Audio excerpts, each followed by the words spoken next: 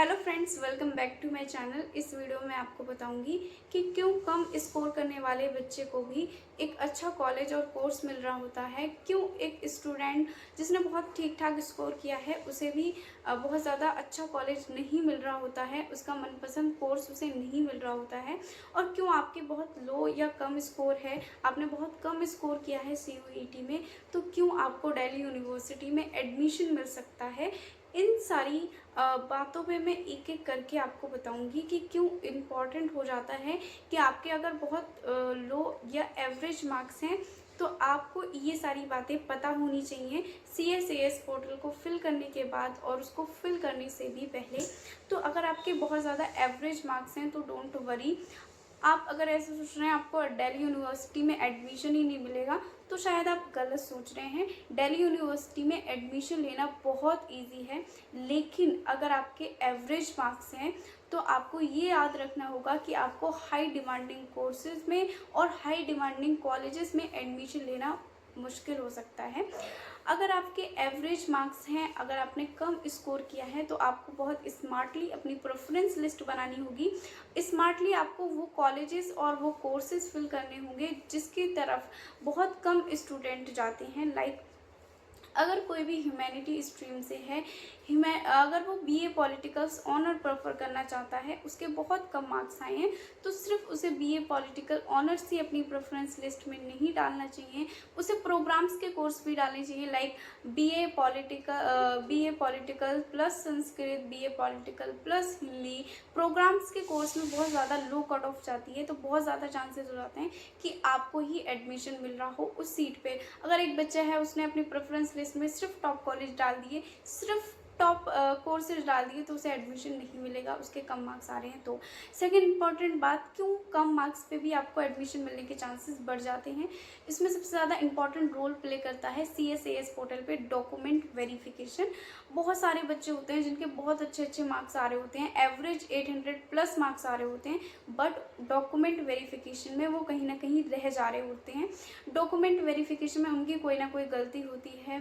Category certificate वो नहीं लगा पाते, कैटेगरी सर्टिफिकेट उसमें डालने के बाद EWS डाल दिया, फिर वो लगा नहीं पा रहे, तो इस वजह से भी उनके रिजेक्शन काफ़ी ज़्यादा हो जाते हैं।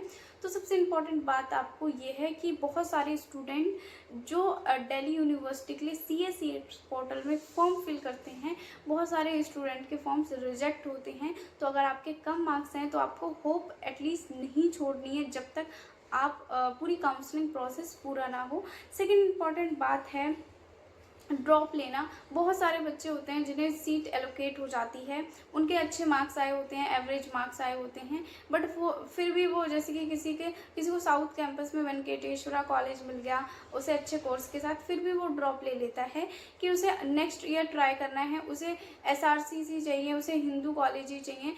टॉप कॉलेज टॉप कोर्स के लिए बहुत सारे बच्चे, थाउजेंड्स ऑफ स्टूडेंट क्या करते हैं, ड्रॉप ले लेते हैं। तो काफ़ी ज़्यादा चांसेस होती है कि जिन बच्चों ने ड्रॉप लिया है उनकी सीट आपको मिल रही हो और एवरेज मार्क्स वाले बच्चे को वो सीट मिल रही हो जो अभी अभी बच्चे ने ड्रॉप की है। और अगर हम कैटेगरी वाइज बात करें तो जनरल कैटेगरी से अगर आप हैं तो लो और एवरेज मार्क्स पे मुश्किल हो सकता है एडमिशन लेना, बट अगर आपकी OBC या SC ST कोई भी कैटेगरी है, फिर आपके 500 प्लस मार्क्स हैं, तो आपको एडमिशन पक्का मिल रहा होगा DU में विद उन कोर्सेज के साथ जिनकी कट ऑफ काफ़ी कम जाती है। और अगर हम सेफ स्कोर की बात करें तीनों कैंपसेस में, नॉर्थ साउथ और ऑफ, तो नॉर्थ कैंपस के कट ऑफ तो हमेशा से ही हाई जाती है। जैसे कि क्योंकि हाई डिमांडिंग वहाँ पे कोर्स होते हैं, हाई डिमांडिंग कॉलेजेस होते हैं जिन्हें स्टूडेंट सबसे पहले अपनी प्रेफरेंस लिस्ट में नॉर्थ कैंपस ही डालते हैं। तो सबसे ज़्यादा यही इंपॉर्टेंट होगा कि दिल्ली यूनिवर्सिटी जब सीट एलोकेट करेगा तो उन बच्चों को पहले मिल रही होंगी जिनका ठीक ठाक स्कोर आया होगा। तो इसमें सबसे इम्पॉर्टेंट है कि नॉर्थ कैंपस में आप अगर 900 प्लस हैं तो आपको आराम से सीट मिल रही होगी। 800 भी, 850 भी मान लेते हैं, 750 प्लस जिसके होते हैं, नॉर्थ कैंपस मिल जा रहा होता है उसे। साउथ कैंपस की बात करें तो 800 से 750 जिसके मार्क्स होते हैं, 750 प्लस मार्क्स होते हैं, उन्हें साउथ कैंपस आराम से मिल रहा होता है, ये आराम से मिलने वाले हैं। उससे नीचे भी कभी कभी मिल जाता है अगर स्टूडेंट कम उस कोर्स के लिए अप्लाई कर रहे होते हैं, कम क्योंकि course wise cut off very करती है, कॉलेजेस वाइज भी कट ऑफ वेरी करती है कि कितनी ड्यू में सीट्स हैं, कितने बच्चे उस सीट को, उस कोर्स को लेना चाहते हैं, इस पे भी वेरी करता है कि आपको एडमिशन मिलेगा या नहीं मिलेगा। आपका सिर्फ स्कोर ड्यू की सीट्स पे ही बेस्ड है, इस पे नहीं कि आपके मार्क्स कितने आए हैं। तो आपको ड्यू का CSS कोटा ज़रूर फिल करना है, लास्ट तक ज़रूर रुकना है। अगर आपके कम मार्क्स हैं तो आपको होप बिल्कुल भी नहीं छोड़नी। अगर मैं ऑफ कैंपस की बात करूं तो ऑफ कैंपस में जिसके 700 से 500 प्लस आ रहे होते हैं, उसे आराम से ऑफ कैंपस में मिल जाता है एडमिशन।